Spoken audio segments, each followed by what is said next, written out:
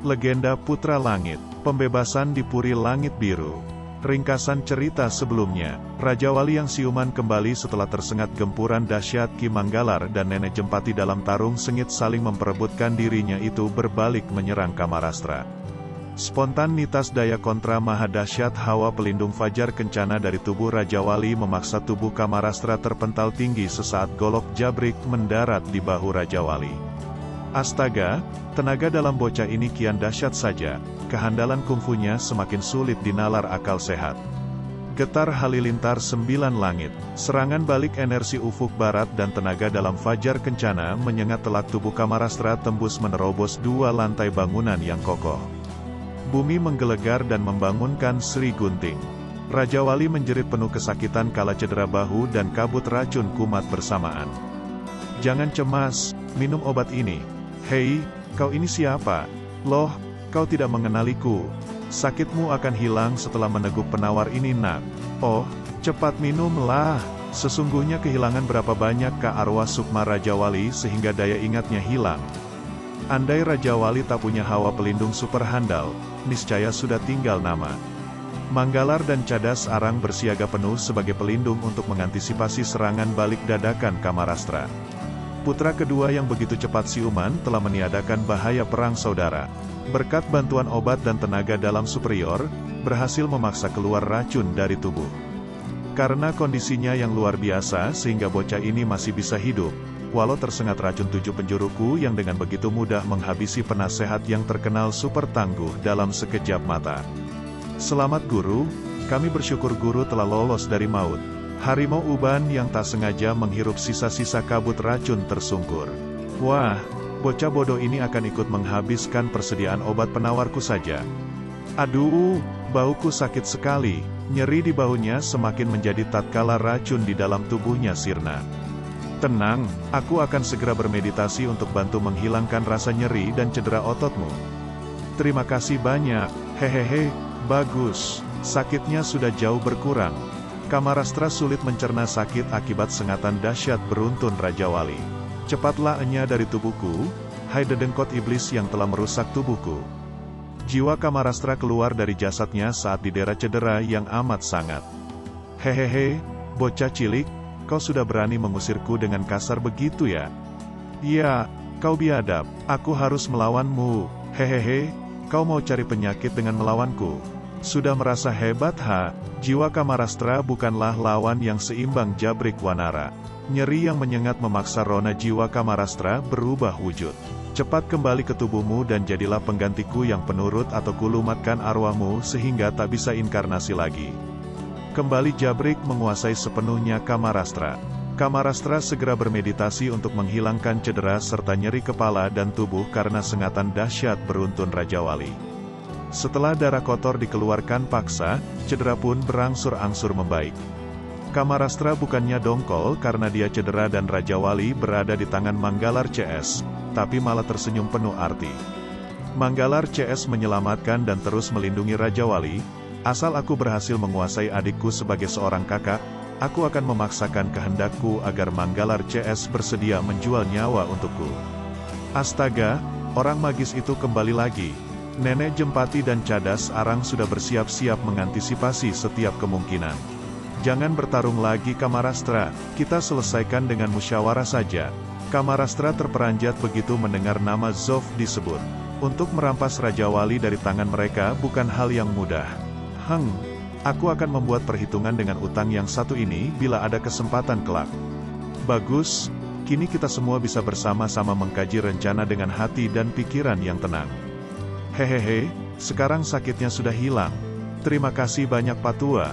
Raja Wali sayang, Nona, pria dan wanita, tabu bersama. Kau, Raja Wali kenapa kau ini, Nona? Aku sungguh tak mengerti apa yang kau katakan. Sungguh kau tak punya perasaan. Jangan menyalahkan Guru Sri Gunting. Ia telah hilang ingatan karena sukmanya diambil paksa. Kita harus segera tinggalkan ibu kota. Menurut kalian kemana sebaiknya kita mengungsi? Sebagai putra mahkota aku akan mengendalikan segalanya apabila kembali ke Benteng Barat. Tentu saja ke Benteng Barat. Aku tidak setuju. Cucuku nyaris kehilangan nyawa demi membelanya. kita harus kembali ke markas suku Kelam agar dia menikahi Kembang Cilik. Wah, cucumu Kembang Cilik. Apa-apaan semua ini? Dia menyulut api asmara lagi. Puih, ayam hutan tak pantas bersanding dengan merak. Bagaimana seorang gadis liar suku Kelam jadi istri adikku yang bangsawan? Apa, kau bilang cucuku ayam hutan? Sabar Nek, sabar. Kita jangan berseteru lagi karena ancaman musuh mengintai kita. Mengungsi ke selatan adalah hasil pemikiran nenek yang cemerlang. Kau ngawur, tenang Tuan, dengar dulu analis situasi hamba. Andai kembali ke Benteng Barat, kita akan dituduh sebagai pembangkang dan dijadikan kambing hitam serta alasan yang tepat bagi Zov untuk menyerbu Benteng Barat. Bagaimana mampu Benteng Barat membendung 2 juta pasukan gabungan Benteng Timur, Utara dan Selatan yang akan menyerbu dari keempat penjuru? Analisa Candaka sangat masuk akal. Wajah hadirin tampak cemas seketika. Meskipun kita tidak kembali ke Benteng Barat, banyak alasan bagi Raja Zov untuk menyerang Benteng Barat. Persoalannya berbeda, karena yang membangkang perintah Raja hanya kau dan Raja Wali saja. Usulkan agar Pangeran Cahaya Barat mengumumkan pemutusan hubungan antara ayah dan anak agar Raja Zov tidak mendapat dukungan dari benteng-benteng.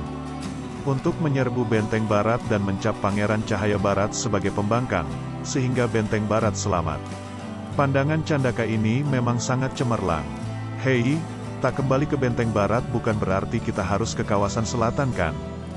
Benteng Timur, Benteng Utara. Benteng Timur berlokasi di pantai laut, tak ada tempat sembunyi. Benteng Utara sepanjang tahun tertutup salju, mudah dipantau Zov.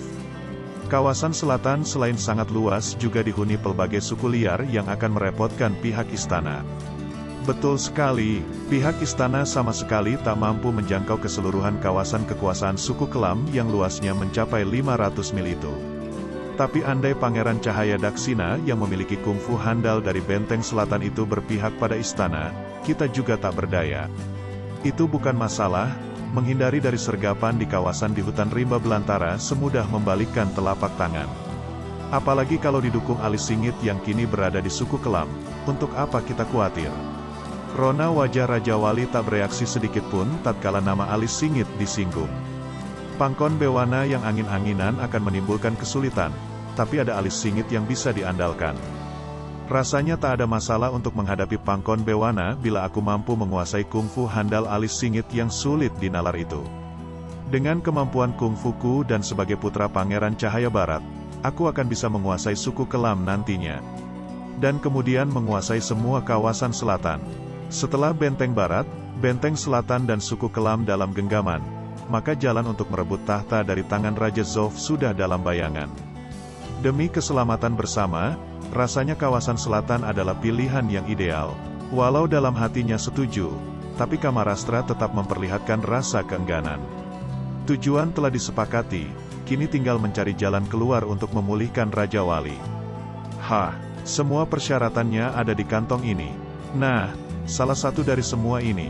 Biar ku pilih, ini, tak salah lagi. Azimat macan yang berisi hawa sukma akan mengeluarkan panas bila disentuh. Buang semua, kecuali azimat macan naga emas, macan emas dan kirin emas yang berisi arwah Raja Wali. Segera laksanakan pengambilan arwah sukma itu Kak. Seandainya sesepuh alis singit yang telah menggembleng putra kedua itu bisa bekerja sama dengan Anda, rasanya kesulitan itu bisa diatasi. Masuk akal dan berpeluang besar. Tapi kita kesulitan untuk membuka azimat macan ini. Semua akan beres, karena ada pedang sakti terbang menggunting awan milik Sri Gunting ini. Bagus, tapi kita coba dulu. Manggalar bermeditasi mengisi energi gaib ke dalam pedang guna membuka azimat macan. Tapi pedang sakti itu terjepit ketika bersentuhan. Ya ampun, pedangku. Waktu Manggalar menariknya, pedang itu patah ujungnya. Rasanya hanya pedang pengendali jagat yang mampu membuka azimat macan ini. Pedang pengendali jagat, apakah yang kau maksud itu pedang Dewa Awan? Kau tahu di mana adanya? Dewa Awan, wajah Kamarastra langsung berubah saat mendengar nama Dewa Awan. Pedang Dewa Awan dan guci Raja Racun merupakan benda pusaka suku Kelam. Hehehe, nanti ku beritahu. Konon pedang Dewa Awan selain tajamnya tiada tandingan juga maha tangguh sehingga dinamai pedang kendali jagat. Kalau semua setuju, silakan istirahat dulu, besok subuh kita lanjutkan perjalanan. Untuk menjaga keselamatan Raja Wali, Manggalar CS duduk bersila mengelilinginya. Otakku hampa, yang ku ingat cuma namaku, kenapa bisa begini? Jangan-jangan aku telah kehilangan hawa sukma, sehingga ingatanku hilang. Tak kusangka dia bisa lupa padaku begini. Akankah ia lupa pada segumpal janin darah dagingnya di dalam rahimku? Legenda Dewa Awan. Konon pada puluhan ribu tahun silam, jasad Denawa Waragasi dihancurkan Dewa Awan dalam tarung yang berlangsung selama 1000 hari siang malam. Maka, nyali arwah Jabrik Wanara yang menghuni tubuh Kamarastra menciut ketika Dewa Awan disebut. Kenapa wajah Kamarastra jadi pucat dan tampak gelisah? Keesokan harinya selepas siang, rombongan pimpinan Raja Zof sudah tiba di Gunung Naga Macan untuk misi pengrekrutan trio sayap api, sayap besi, dan sayap malam. Raja yang mulia tak layak mengambil resiko. Yang mulia, izinkan hamba mendahului untuk membuka jalan. Usul yang menarik, kalian uji dulu kekuatan trio sayap, nanti aku menyusul. Aku harus pamer kekuatan di hadapan mereka agar kelak menurutku. 4 serangkai jin. Keempat murid Datuk Pemuja Arwah telah berhasil bermeditasi tekno magis dan kungfu unik yang sangat menakutkan. Keempat serangkai berubah menjadi manusia jin setelah menyelesaikan meditasi puluhan tahun. Mereka mampu melakukan perubahan wujud dalam sekejap sesuai keinginan hati. Cuaca terik di siang hari sangat menyiksa 4 serangkai itu. Kalian segera menyusup ke puncak, lakukan tindakan sesuai situasi untuk menaklukkan trio sayap. Ucapan Datuk membangkitkan semangat, mereka berebutan untuk saling mendahului. Keempat muridku rasanya lebih dari cukup untuk memporak-porandakan Gunung Naga Macan. Sekawanan pengawal berjaga-jaga di depan gerbang istana yang pintunya dijebol cadas arang beberapa waktu lalu. Datuk Pemuja Arwah tiba di alun-alun depan istana. Berhenti, untuk apa kau datang kemari tua bangka? Aku Datuk Pemuja Arwah, duta istana Raja Zof. Hahaha, utusan Raja Zof. Pantas, Raja Zof mengutus duta rongsokan dan bau tanah. Hahaha. Hati Datuk Pemuja Arwah terbakar amarah. Dia paling tidak suka dicemooh. Penghancur arwah. Para pengawal yang berkungfu pas-pasan segera ambruk begitu Datuk Pemuja Arwah mengayunkan tangan. Yang lolos dari maut segera menghambur masuk ke dalam istana dengan panik. Semua pengawal pengecut, trio sayap pun mungkin bukan orang baik-baik. Sayap besi dan sayap malam sedang bersenang-senang dikelilingi para dayang.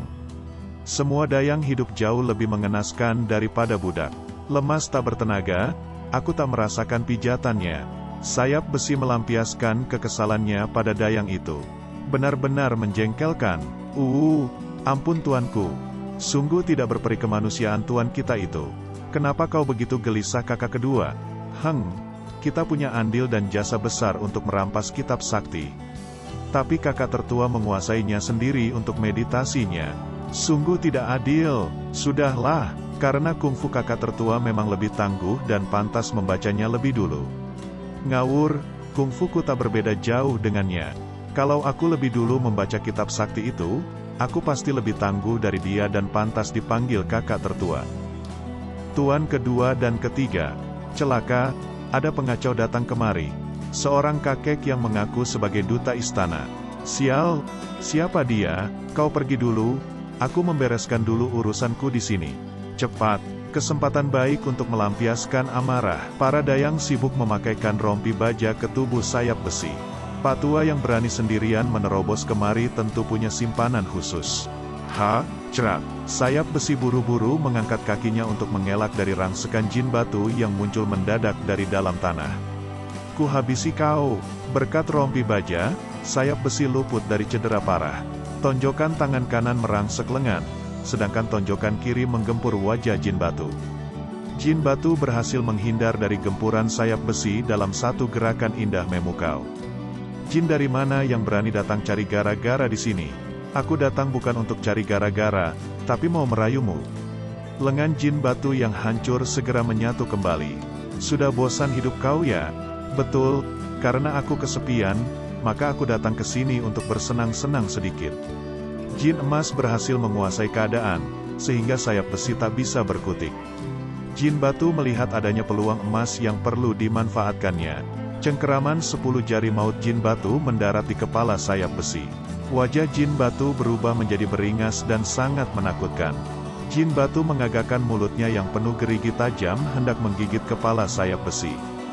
Dalam keasikannya sayap malam tidak menduga kalau tubuh Dayang di belakangnya telah dirasuki oleh jin kayu.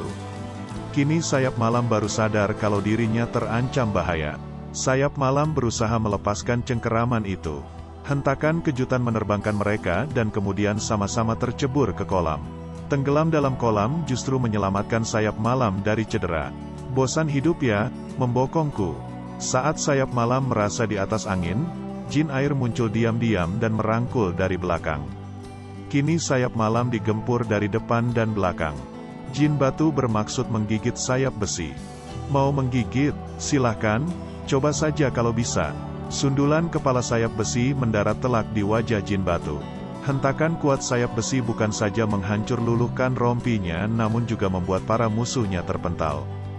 Gila, tenaganya luar biasa. Tubuh jin emas menyatu kembali. Alamak, gantengnya, ini baru Arjunaku. Pujian itu membakar rasa cemburu jin emas yang memang akrab dengan Jin Batu. Hei, bicara apa kau ini? Ketika jin emas lengah, pukulan keras mendarat di kepalanya. Hahaha, rasakan ini pecemburu. Walaupun tersengat, jin emas tetap memaksa diri mencengkeram tangan sayap besi. Dan itu menghambat gerak sayap besi. Paksa dia masuk ke dalam tanah. Jin emas segera bertindak, dan Jin Batu menggigit lehernya pada saat itu juga. Walau memiliki hawa pelindung yang handal, sayap besi tetap juga masuk ke perut bumi. Dan semakin terbenam hingga 10 meter. Loh, mereka hilang di telan bumi. Cengkeraman tangan sayap besi di rambut Jin Batu melepaskan gigitan di lehernya. Daya tarungnya pasti akan berkurang jauh dalam kungkungan cadas keras. Cengkeram atas, cengkeram bawah. Baru kali ini aku menemukan lawan tangguh. Tarung 2 lawan 1 itu semakin seru. Sempitnya ruang gerak membuat sayap besi tak bisa memaksimalkan rapalan energinya. Tak ada cara yang lebih tepat selain terus berguling tapi tetap sulit melepaskan diri. Kedua mata sayap besi terasa makin sakit karena cengkeraman Jin Batu. Walau membiarkan dia tetap hidup, tapi harus kita lumpuhkan demi reputasi kelompok kita. Kalau begini terus hawa pelindungku makin melemah dan mataku bisa tercungkil lalu mati lemas. Kakak tertua, di saat kritis itu, tiba-tiba seberkas sinar bara panas melesat ke arena laga dari dalam tanah. Kejadian yang tak terduga ini membuat hadirin terkejut dan terjilat api. Apa-apaan ini? Oh, panas sekali. Lapisan cadas lumer tersengat bara, tubuh mereka terperosok jatuh ke dalam ruang bawah tanah. Di dalam ruangan yang sangat antik dan senyap, tampak sayap api duduk bersila melakukan meditasi. Sayap api, tanpa dibatasi dinding cadas, kini sayap besi bisa lebih leluasa melakukan salto untuk melepaskan diri dari keroyokan 2 jin yang tersentak kaget sesaat. Nyeri di sebagian tubuhnya memaksakan sayap besi menitiskan air mata, penglihatannya masih belum berfungsi sempurna. Menghadapi 2 cecunguk jin saja sudah pontang-panting. Kalian selamanya hanya bisa bersenang-senang tak pernah tekun mempersiapkan diri. Mencoreng muka trio sayap saja. Di penghujung rasa kaget, 2 jin itu sepertinya telah menemukan sesuatu yang menarik perhatian. Kitab sakti di hadapan sayap api merupakan benda yang sangat diminati para jin. Wah, benda sakti rupanya. Tukar pandang antara 2 jin menghasilkan kesepakatan untuk merampas kitab sakti. Matilah kau sayap api. Kedua jin serentak maju merangsek sayap api dari kedua sisi berbekal tekad bulat. Jin yang bernyali kembar. Kisaran api gurdi. 2 berkas api membara berwarna biru dan merah melesat tanpa kompromi kepada Jin Batu dan Jin Emas, seiring ayunan lengan sayap api. Sengatan energi api yang maha dahsyat menghancurkan jemari Jin Batu. Pusaran api itu bak hantu penasaran dan terus merongrong kedua jin itu. Tak tahan di daerah nyeri, Jin Batu buru-buru menyelinap masuk ke dalam tanah untuk menghindar. Dan Jin Emas menerobos ke langit-langit ruangan dengan harapan bisa memadamkan api yang menjilati tubuhnya. Kedua jin menghilang tanpa bekas dan hanya menyisakan serpihan logam dan batu yang terbakar hangus. Terima kasih atas bantuannya Kak. Hanya dengan sekali ayun tangan, dengan mudah kakak tertua mengusir kedua jin. Rasanya kungfuku tak pantas dibandingkan dengannya. Apa yang sesungguhnya terjadi? Ketika aku ingin menemui seorang tua renta yang mengaku sebagai duta istana, tiba-tiba aku diserang. Ah, kemungkinan tua bangka itu adalah datuk pemuja arwah, sedangkan yang tadi pasti jin emas dan jin batu dari 4 serangkai jin. Hah, kalau begitu masih ada jin kayu dan jin air yang belum muncul.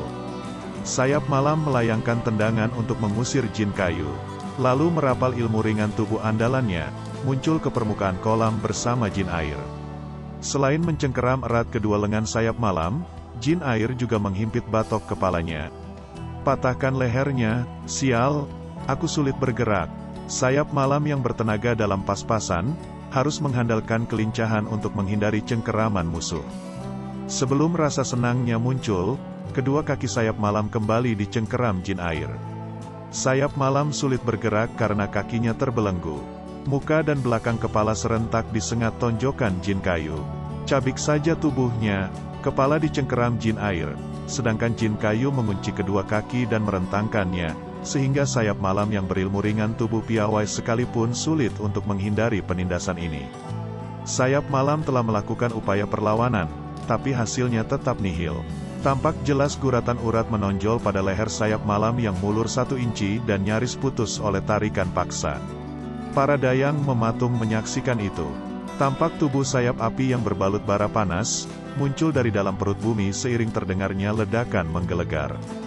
Jin air yang kesetanan terjilat kobaran api. Astaga, energi api membara merangsek dari punggung. Aku harus mengelak. Walaupun sudah berupaya menghindar secepatnya, tapi bahunya masih sempat dicengkeram sayap api. Hentakan energi nyaris mencabut paksa bahu jin air. Jin kayu melayangkan tendangan dahsyat refleks ke sayap api kala terpuruk dalam keterkejutan, sedang jin air buru-buru menceburkan diri ke kolam. Jin kayu terpaksa menghadang gempuran ujung jari api yang melaju dalam kecepatan tinggi. Api merupakan pamungkas kayu, sehingga sekujur tubuhnya dijilati api. Buru-buru menceburkan diri ke dalam kolam untuk memadamkan api. Sayap besi muncul dari dalam tanah ketika sayap malam kembali menjejakkan kaki ke lantai. Adik ketiga, kau baik-baik saja kah? Atau, kalian memang tong sampah? Setiap hari kalian hanya tenggelam dalam kenikmatan, sehingga memalukan begini. Kakak, kami hanya teledor sesaat dan mereka membokong. Maka jadilah seperti ini. Dasar kalian cuma pintar berkilah. Tingkatkan meditasi kalian. Betul, meningkatkan meditasi berarti akan meraih jasa yang lebih besar bila diminta untuk mengabdi kelak. Sama sekali aku tak tahu kalau si tua bangka itu diam-diam menyelinap masuk. Dia pasti seorang berkemampuan tinggi. Aku datuk pemuja arwah. Jin emas dan jin batu yang dicederai sayap api, tampak masih sangat ketakutan. Kalian datang ke sini mencari gara-gara ya? Aku datang sebagai duta istana untuk menyampaikan titah raja. Duta istana, titah raja, hahaha. Tak kusangka kau yang bertapa di Gunung Goma puluhan tahun dapat kepercayaan istana. Sekalipun yang datang ke sini Raja Zof sendiri, aku tak berselera, apalagi kau. Aku enggan berurusan. Sayap api, kau berani lancang melecehkan raja. Puih, kau berani mengancamku. Akulah yang akan menumpas kalian lebih dulu. Sepatah kata yang kurang berkenan di hati berhasil menyulut bara amarah sayap api yang pemberang. Menyebalkan, kelancangan sayap api meledakkan amarah dan memaksa datuk pemuja arwah merapal jurus sakti andalan. Jin batu dan jin emas buru-buru menjauh. Jurus sakti salju membara, kecepatannya sulit dilukiskan dengan kata-kata, benturan 2 mega bintang timbulkan bunyi ledakan menggelegar. Beruak, datuk pemuja arwah dipaksa terbang menembus dinding tebal karena energinya belum sempurna. Kelalaian membuahkan petaka. Datuk pemuja arwah kaget bercampur berang. Aku harus merapal kekuatan penuh untuk menghadapi orang setangguh ini. Hei Patua, ku beri kau kesempatan untuk bermeditasi, agar aku tak dituduh mengerjai orang yang lebih tua. Aku tak perlu merapal umbul-umbul sejuta sukma karena energiku belum pulih. Ku rasa kungfuku bisa membungkam mulut besarnya itu. Datuk pemuja arwah merapatkan kedua tangannya untuk merapal puncak jurus sakti salju membara. Sayap besi dan sayap malam ikut melampiaskan ledakan emosi kepada 4 serangkai jin.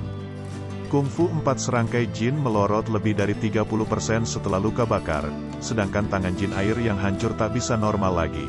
Pengalaman adalah guru yang terbaik. Sayap malam segera menghindar setelah mendaratkan golok kampretnya ke tubuh jin air sehingga menyulitkan jin kayu. Anggota tubuh jin air yang terpotong segera menyatu kembali, tapi setiap kali menyatukan diri energinya terkuras. Berbekal ilmu ringan tubuh piawai dan ketajaman golok kampret, sayap malam berhasil mencincang tubuh jin air. Asalkan diriku tak mereka tangkap, aku leluasa menarikan golok kampret sesuai keinginan. Hehehe, berapa kalikah kau mampu menahan golokku? Celaka, aku akan kesulitan menyatukan kembali tubuhku bila terkena beberapa sabetan lagi. Di sisi lain sayap besi memamerkan kebolehannya menghadapi dua jin pengeroyoknya. Ku jadikan serangan sebagai benteng pertahanan, aku harus menghancurkan mereka segera. Tanpa didukung kondisi lapangan dan mencuri serangan, ternyata jin-jin itu tak bisa berbuat banyak. Hahaha, mengasihkan sekali deh tarung ini. Cedera beruntun mengurangi intensitas jin emas untuk menyatukan tubuhnya. Tubuh jin emas sudah kembali dirangsek sayap besi sebelum sempat menyatu. Riak darah sakti Datuk Saji Mendaya gunakan hawa 9 langit, sedangkan jurus sakti salju membara Datuk Pemuja Arwah mengandalkan hawa 9 bumi.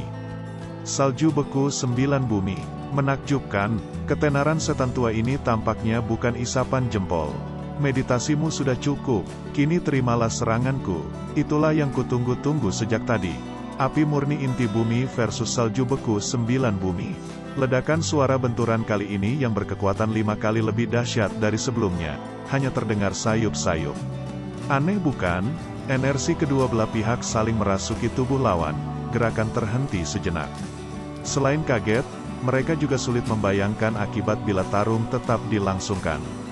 Keduanya terpisah setelah semangat tarung mereka mengendur. Aku harus segera mengeluarkan dingin ultra merasuk sumsum yang ada dalam tubuh. Panas membara membakar jantung, aku harus segera buru-buru memaksa energi api itu keluar tubuh. Hahaha, tarung antar dua mega bintang yang sangat menakjubkan. Kalian beristirahatlah dulu agar tak merusak nuansa kedamaian di sini. Semoga yang mulia panjang umur.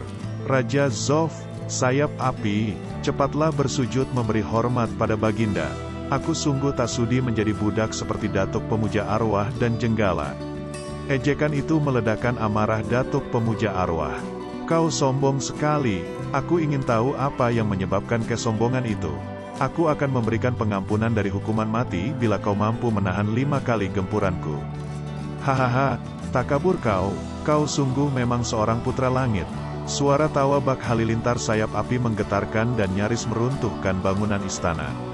Andai kau berhasil mengalahkanku, terserah apa maumu, baiklah, biar ku tangani langsung kecoa yang sombong ini. Sejak awal Raja Zof sudah gemas sekali untuk menghadapi mega bintang setangguh sayap api ini, sehingga segera merapal jurus pamungkasnya. Jasad kencana jabrik, keangkuhan sayap api goyah juga setelah melihat wibawa Raja Zof yang harismatik. Beberapa bulan silam Raja Zof berhasil menaklukkan Jabrik Wanara berkat bantuan para mega bintang. Raja itu terkenal cuma namanya, kungfunya sih tidak. Datuk Pemuja Arwah, Jenggala dan Siluman Pukau ingin melihat sendiri ketangguhan Raja Zof. Kilau golok emas Jabrik yang dirapal Raja Zof menyilaukan mata. Aku ingin tahu bagaimana dia mengelak gempuran puluhan golokku dalam satu gebrakan.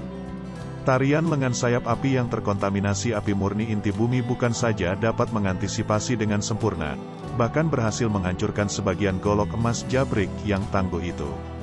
Hehehe, cerdik, hebat, jurus kedua, ledakan kilauan energi yang satu ini 1 kali lebih dahsyat dari sebelumnya.